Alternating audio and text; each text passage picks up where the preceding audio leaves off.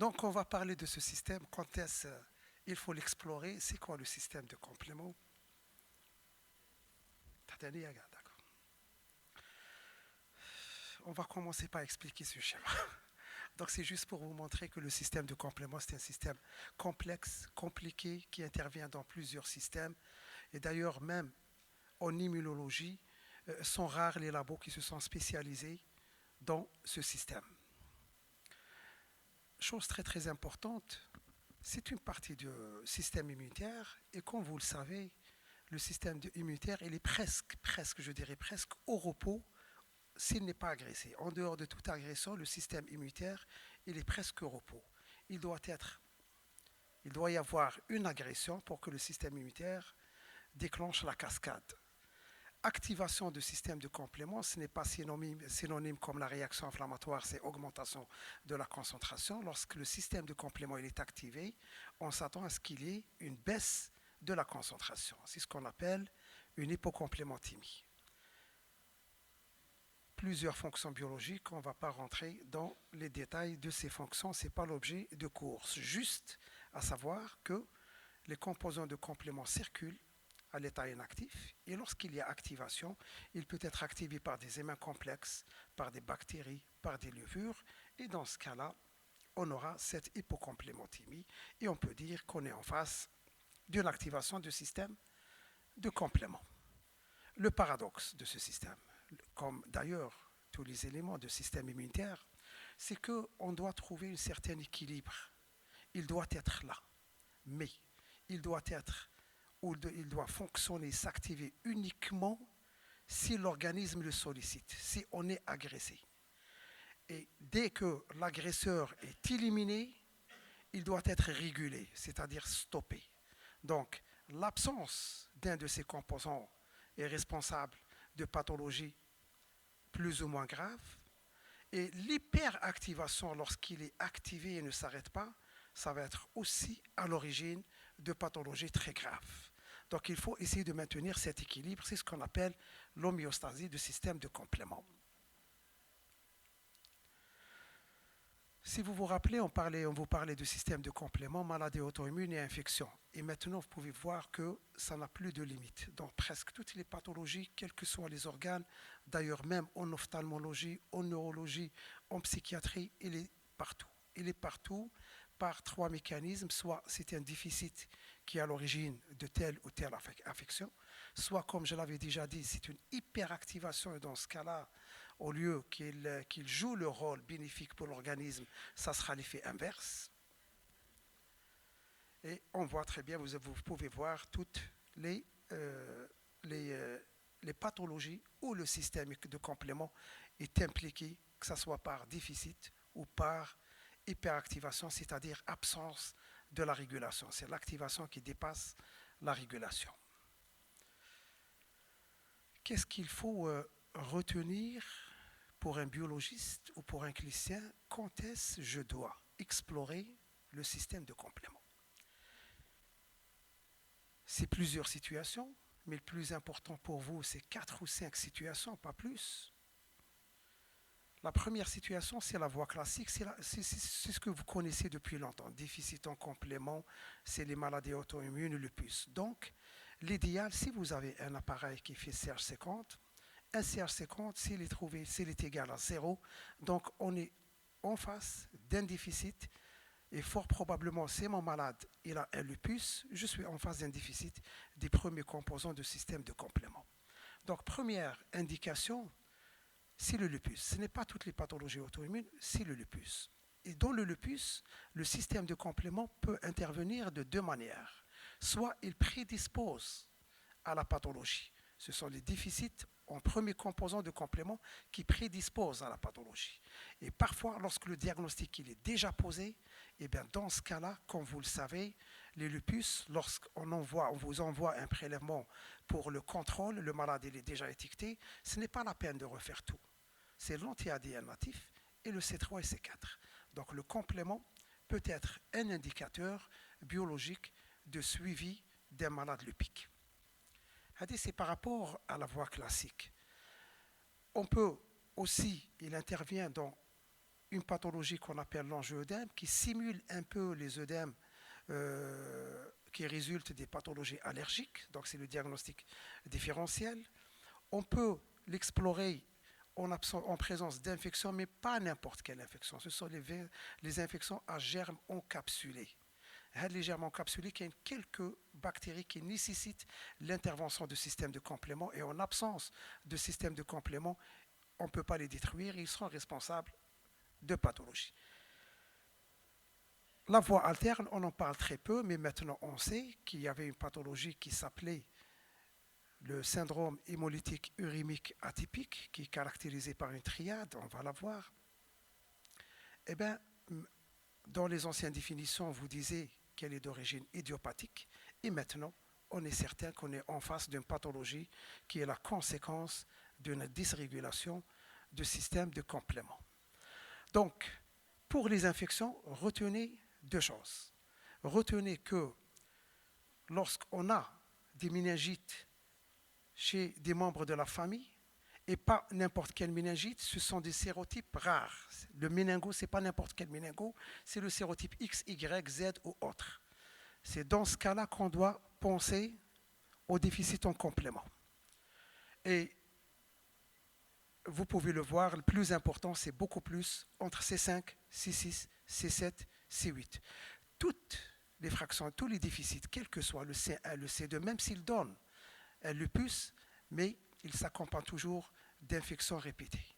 Mais si on est en face de germes encapsulés, avec cette notion, bien sûr, on doit faire un bilan de recherche de déficit immunitaire classique et on le trouve normal, on doit s'orienter vers l'exploration du système de complément à la recherche d'un déficit de C9, de C5, pardon, jusqu'à C9. Donc on voit très bien que quels que soient les déficits, que ce soit la voie classique, que ce soit la voie alterne, que ce soit la voie délictine, c'est des déficits qui s'accompagnent d'infections à répétition. Il y a ce déficit en MBL. Le déficit en MBL, il n'est symptomatique que jusqu'à 7 ans. À partir de 7 ans, fort probablement qu'il y a une partie de l'immunologie qui va prendre le relais. À partir de 7 ans, ils deviennent asymptomatiques. Les pathologies auto-immunes, on en a parlé, comme l'exploration de systèmes de complément. Deux indications. Première des choses, est-ce qu'il a un déficit qui l'a prédisposé à faire ces pathologies à complexe humain?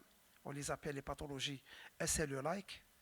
Ou bien, lorsque le diagnostic il est déjà posé, on doit les suivre par le C3 et le C4. Donc si on trouve C3 et C4 dans les normes, on peut dire qu'ils ont rémission biologique. Si leur concentration elle est diminuée, bien dans ce cas-là, on peut éventuellement dire que la poussée biologique, elle est là. C'est le reflet de la poussée biologique, bien sûr, en association avec les anti-ADN natifs.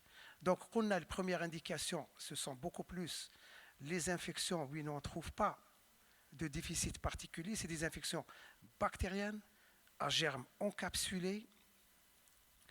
Deuxième indication, c'est les pathologies auto-immunes et plus particulièrement, c'est le lupus systémique.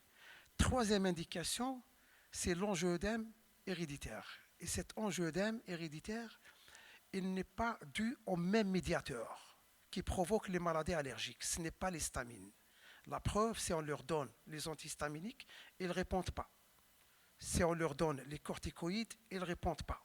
Et bien dans ce cas-là, je m'oriente. Lorsqu'ils ne répondent pas aux antihistaminiques, ils ne répondent pas aux corticoïdes, je m'oriente ou je dois penser à un angioëdème qui est dû à un autre médiateur, c'est la bradykinin. Ou les angioëdèmes bradykiniques, sur le plan clinique, quelques points très très importants. Ils doivent durer plus de 24 heures. Vous voulez dire que 2 heures, 3 heures là, c'est pas ça. Ils doivent durer moins de 5 jours. Vous voulez dire que ça fait 10 jours, 15 jours, c'est pas ça. Ce sont des critères très très importants. Comme ils résistent aux corticoïdes, résistent aux antihistaminiques, la durée c'est entre 24 heures et 5 jours. Et en plus de ça, une notion très très importante qui peut faire la différence avec les angioëdèmes d'origine allergique, c'est l'absence d'urticaire. Vous voulez dire que urticaire, c'est pas ça. Donc c'est 3 éléments qui doivent vous faire penser à ces pathologies rares. je ne vais pas rentrer dans le détail. Ce qui est le plus important pour un laboratoire, c'est penser à cette affection. Et généralement, c'est le type 1 et le type 2. Type 1, c'est antigénique, mais c'est le C inhibiteur qui est très bas, mais cachot. Il doit s'accompagner toujours d'un C4 qui est bas. Donc, même si vous n'avez pas le C inhibiteur, dosez le C4. Si votre C4 il est normal, on peut exclure d'emblée l'angioëdème héréditaire de type 1 et de type 2. Si je trouve le C4 il est bas, c'est un signe d'orientation avec ce que j'avais dit, ce que j'avais mentionné par rapport aux éléments cliniques. Je fais le dosage de ces inhibiteurs. Si je le trouve bas, c'est un déficit en C inhibiteur. Si je le trouve normal, c'est dans moins de 10% des situations, on peut avoir un C inhibiteur normal mais qui ne fonctionne pas. C'est l'indication de dosage de C inhibiteur fonctionnel. Maintenant, il y a une autre variante, c'est ce qu'on appelle le type 3 ou le C inhibiteur, l'angioëdème héréditaire à C inhibiteur normal. Et généralement, ce sont les femmes, c'est les oestroprogestatifs, c'est la grossesse, c'est des situations hyperoestrogéniques qui sont responsables de ces situations. Sur le plan biologique, on trouve couche normal, C4 normal, C inhibiteur antigénique normal et C inhibiteur fonctionnel normal. Dernière pathologie de l'indication de l'exploration du système de complément, c'est des pathologies c'est des pathologies graves. Ce sont des microangiopathies. Et dans le monde de microangiopathie, vous le savez, qu'il y a plusieurs étiologies et notre démarche, pas diagnostique, notre démarche thérapeutique, elle dépend de l'étiologie. Donc, si elle est due à une anomalie de complément, ça sera telle thérapie. Si elle est due à autre étiologie, ça sera une thérapie complètement différente. Donc, le plus important, ce qu'il faut retenir, ce sont des malades qui font des anémies hémolytiques. On doit la prouver. Elle est la professeure Aïd Shafa. Elle a trop travaillé avec le professeur Haddoum à la recherche de ces schizocytes. Il faut démontrer que cette anémie elle est d'origine mécanique, une thrombocytopénie avec une insuffisance rénale. Et bien, devant cette triade, on doit aller vers l'exploration de système de complément. Mais avant de faire l'exploration du système de complément, malheureusement, il y a un paramètre qui est une bonne nouvelle, l'Adamtias 13, qui sera commercialisé à partir de cette année ou l'année prochaine en Algérie, qui peut faire la différence. Est-ce qu'on est en présence d'une anomalie de complément ou là en présence, les collègues hémobiologistes, il y a l'Adamtias 13, c'est le déficit en Adamtias 13 qui est dans le PTT, le purpura thrombopénique, thrombocytopénique, thrombotique, thrombocytopénique. Si on trouve Adamtias 13 très basse, on est en face de PTT, qui a une thérapie prise en charge complètement différente par rapport à dysrégulation du système de complément. Sinon, on doit aller vers l'exploration du système de complément. Et dans ce cas-là, ce n'est pas le C4, le C2 ou le C1, c'est la voie alterne, c'est le C3. C'est le C3 avec toutes les protéines de la voie alterne. Donc, ça sera le C3 ou bien les protéines qui vont réguler le C3. Je ne vais pas rentrer trop dans le détail. Heureusement, c'est des images qui datent de quelques années par rapport aux patients qui avaient ces pathologies microthrombotiques.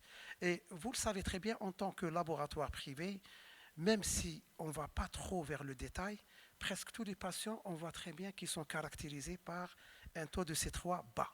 Donc, c'est un signe quand même d'orientation. Le C3 bas, on le trouve chez 60% de la population, mais quand même, c'est un signe d'orientation vers ce type de pathologie. Maintenant, alhamdoulilah, avec les thérapies, on sait que les pathologies, elles sont dues à cette agression par le système de complément, à cette hyperactivité.